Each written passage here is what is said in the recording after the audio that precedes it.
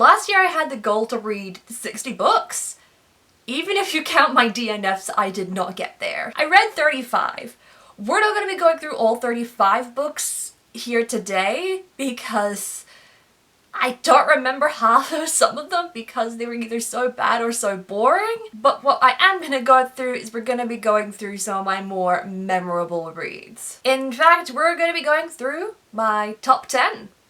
Woo!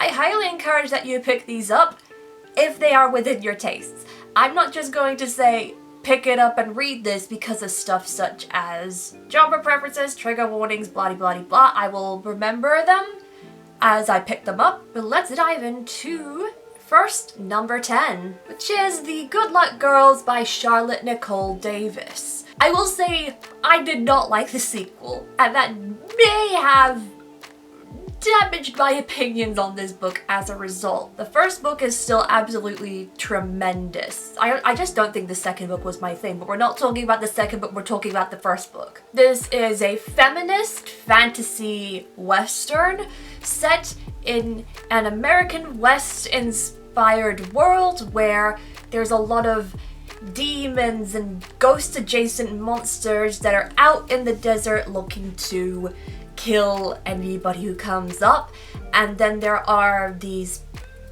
people who have these powers or similar adjacent powers which they use to be like security guards called Ravagers, and typically these Ravagers are found in these safe houses for young girls who have been given up or sold by their parents. They're referred to as good luck girls because they are treated prim and proper and given a very nice and comfortable life. But in return, when they reach a certain age of, I believe it is 16, they have to become basically prostitutes. And then when an incident happens at one of these safe houses, there's only one girl on the cover here, but there are 5 girls who end up teaming up, escaping the safe house and running away. As a result, they become wanted by the law because to be able to escape their really bad situation, or the thing that causes them to escape, actually, one of the customers of the whorehouse part of the safe house gets killed. And this is just an absolute banger of a book about feminism, female rage, sisterhood. And I realize now, as I'm reading some other books now, that I think female rage is a genre that I particularly like. So if you enjoy female rage like I do, pick up this, and maybe a couple of other books on this list. Number 9 was A Little Princess by Frances Hodgson Burnett. I previously read The Secret Garden, and I really liked the coziness that was created. I think Secret Garden was the epitome of cottagecore, or like the thing that people like think about with cottagecore, like aesthetically, and that's what they think of. They think of The Secret Garden. So I decided to give A Little Princess a try as well, and how do I put this? It combines coziness with sadness in a way that I can't describe, and it still makes you feel like warm inside. Like, even though like a lot of these situations are very like Victorian dingy and like not exactly the best living conditions for Sarah, the protagonist, at some points within the story, but like her attitude towards it and just a lot of the language used and the charity that people show because she shows charity and they then gets given charity in turn just makes this like a really wholesome book. This is the book that basically describes like your winter. And it's snowing outside in a forest, and you're in a cabin in the woods, you're next to a lit fireplace, drinking your hot chocolate, you're wrapped in a giant, like, weighted crochet blanket, and you're either just staring at the fire, telling stories with friends, or reading or something. This is the book that embodies that feeling for me, where it's like, yes, everything's bad, but also there's goodness in the bad. I realize I don't like a lot of classics, but Frances Hodgson Burnett, I love all the classics of hers that I've read so far, I've only read her 2 most popular, and I'm trying to find more of her less popular books, which is a little bit of a mission to even work out what those books are. So if you know any more books by Burnett, then please let little me know. At number 8, we have Last Night at the Telegraph Club by Melinda Lowe. It's a 1950s historical fiction about lesbians. So this is based around a shooting incident that happened in 1954 at a lesbian queer bar within New York City called the Telegraph Club. And there are 2 characters around here who are closeted lesbians, some of them just discovering their lesbianism for the first time. And one of them is Chinese.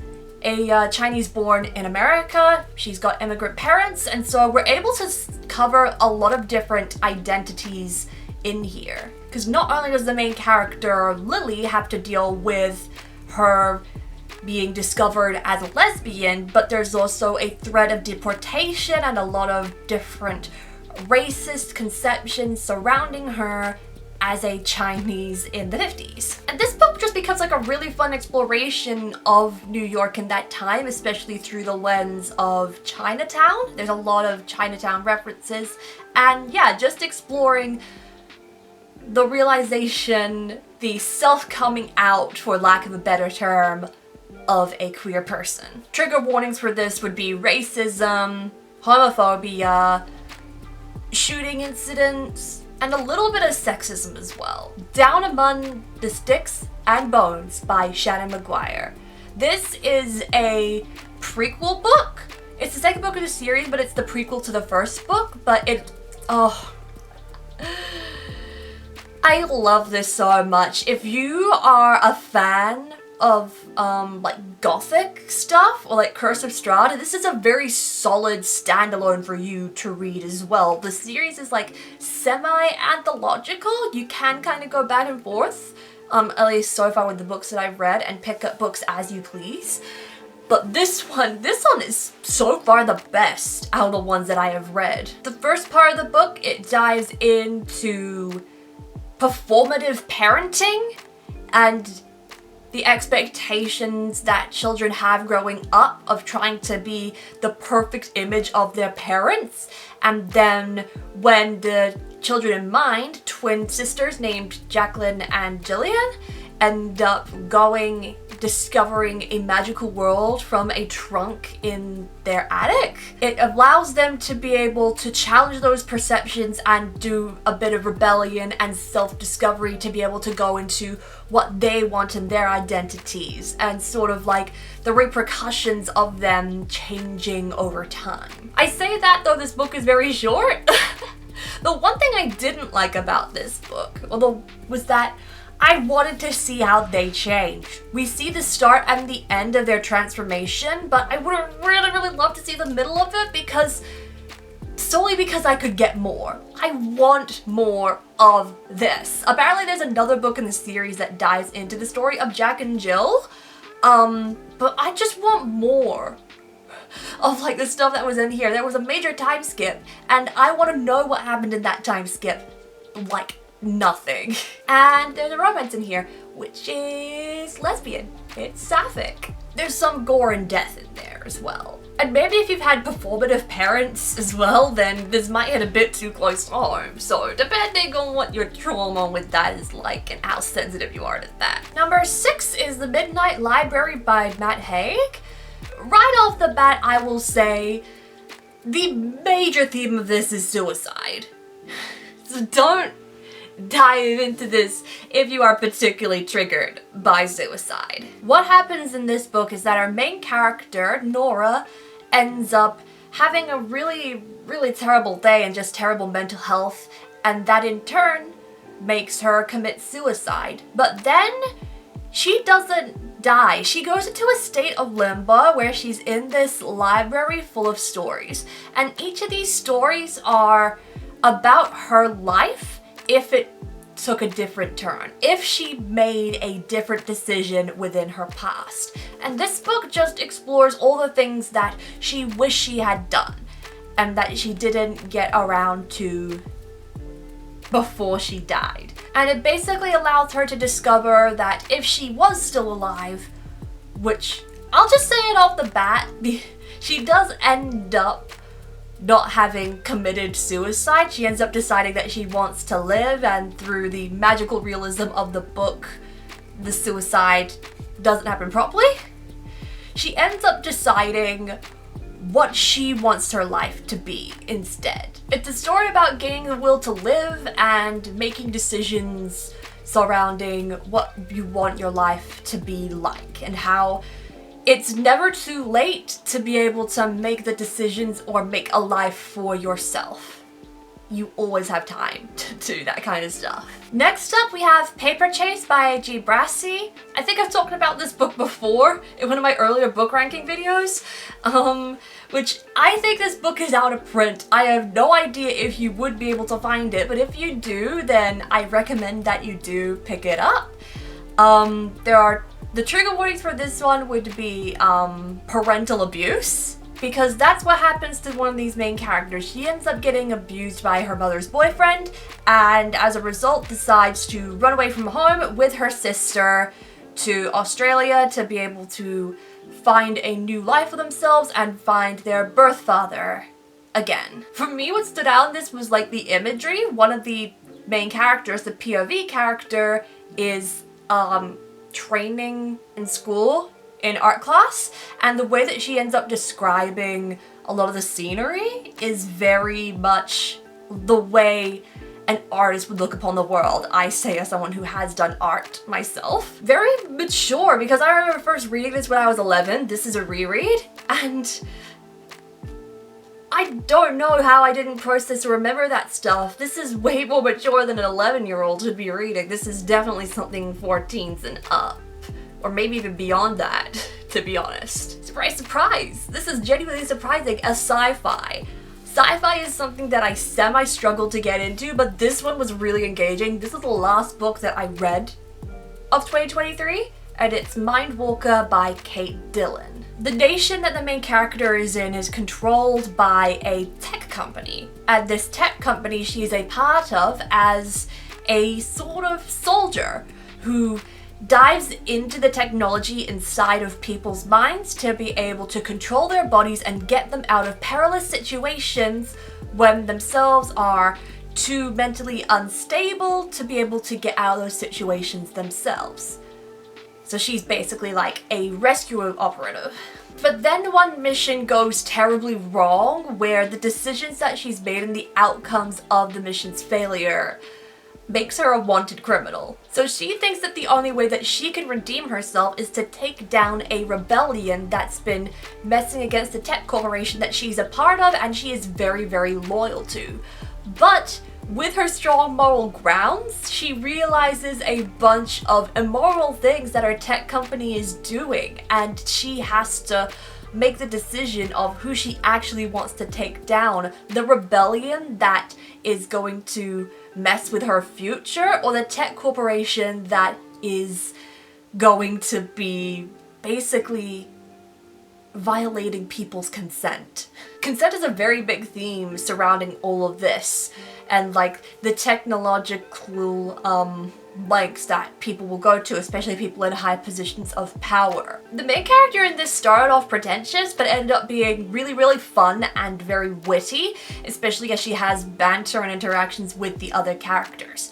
She feels like a very real interpretation of somebody who is learning about a rebellion and having her mind changed or altered. This feels like the most realistic depiction of someone who starts off loyal to the dystopian world that she's in and then ends up losing faith in that over time. Okay, number 3 is taken up by another reread.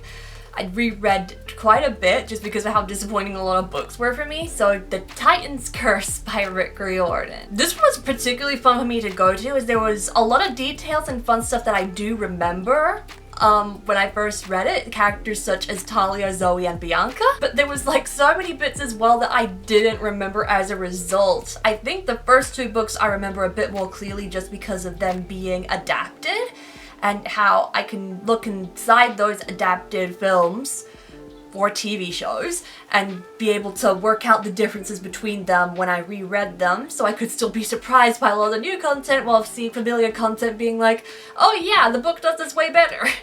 But Titan's Curse, this was semi-refreshing, we'll call it that, semi-refreshing. And it's also where the series starts to take more darker and serious turns, which I'm really hoping to be able to see in the rest of the series, because I remember next to nothing from Battle of the Labyrinth and just very tiny bits from Last Olympian. So I think this one is definitely my favorite so far, just because it gets into sort of the darker turns. I love it when things get a little bit dark in the series, so to speak. Number 2 spot is Loveless by Alice Osman. A book where I'm able to learn so much about myself.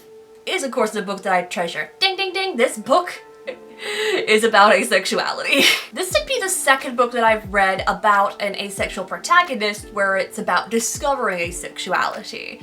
I've read other books where the character is asexual and it's just like an identity for them, but this is an identity that gets explored.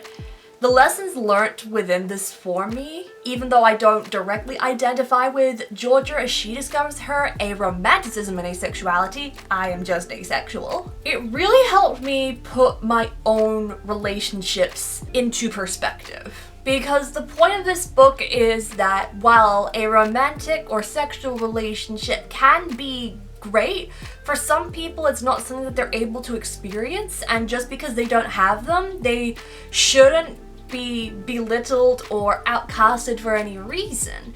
They can still make meaningful relationships. It's just meaningful relationships look different to everybody. There's acephobia in this as well, but it's dealt with in a negative light, and acephobia does get belittled. This does make me want to read a lot more of Alice's works, which I do want to do this year, because she creates, in her novels, a lot more asexual protagonists where their asexuality isn't explored as in depth. I also know that she's the author of the graphic novel Heartstopper. That could be fun to get into, but I haven't yet gotten into graphic novels. And at the number 1 spot, we have got, it's right here, so it's very convenient for me to pull out Iron Widow by Shirin J. Zhao, a retelling of China's first female empress coming into power, except it's Pacific Rim style mecha sci-fi. The main character Zitian ends up getting a high score in terms of a mana-like power, which powers these mecha robots. And so she ends up, as a result, getting recruited into the army of this nation, in which these mecha robots are piloted by males and females in a pair. In this, the male is the main pilot and the female is the battery. And things start happening when mid-combat, Zitian ends up taking control of one of the mecha pilots, killing the intended male pilot instead, and causing political uproar. Not only is this book really fun and containing one of my favorite subgenres, feminine rage, it uncovers and explores a lot in terms of gender and the way that society views gender. It sees it in relationships, in war, in the media. There's just so much that gets uncovered in here and still has so much room for epic fights for a polyamorous romance.